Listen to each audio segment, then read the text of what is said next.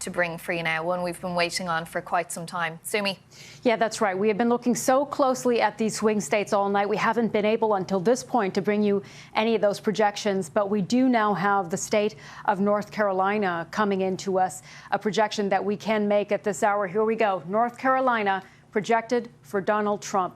North Carolina with its 16 electoral votes going to Donald Trump. This is a key win. He and his campaign spent a lot of time in North Carolina, even in that last week ahead of the election, campaigning here. This is a state that he won in 2020. He won in 2016. The last time that it went to a Democrat was 2008. But still, the Democrats were feeling good about the possibility of this being a competitive race. Well, it was competitive, but until now, we can now say that North Carolina has been projected for Donald Trump with those 16 electoral votes. Let's see where this takes us on the counter here. All right, so that puts Donald Trump up to 227.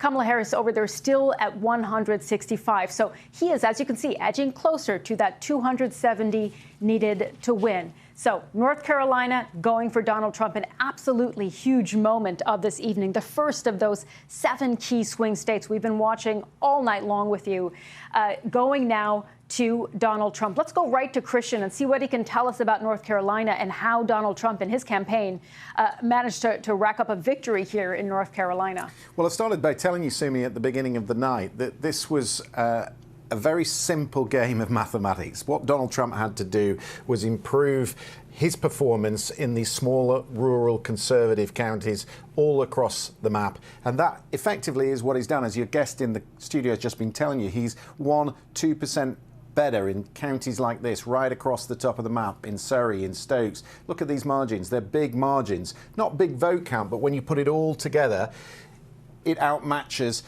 what she is doing in the Research Triangle area, in Durham, in Orange County. She wasn't doing any worse here than Joe Biden, but she was performing a little worse in each of these rural counties. And the other thing we were looking at is out in the west part of the state. This is where Hurricane Helene had such an effect a couple of months ago. Now we're seeing that actually turnout really did hold up for Donald Trump in these counties. And so he got out the vote, the provisions that were put in place in the western part of the state. And I would think he feels vindicated because in the last 3 days of the campaign, he campaigned here in North Carolina every single day, and he got out his vote. And when you look now at what the situation looks like across the battleground states, for the first time, it is red right across the board in all 7 battleground states, and that will make Democrats very uncomfortable indeed. As I said a little earlier, you have to be a little careful with this because we saw in 2020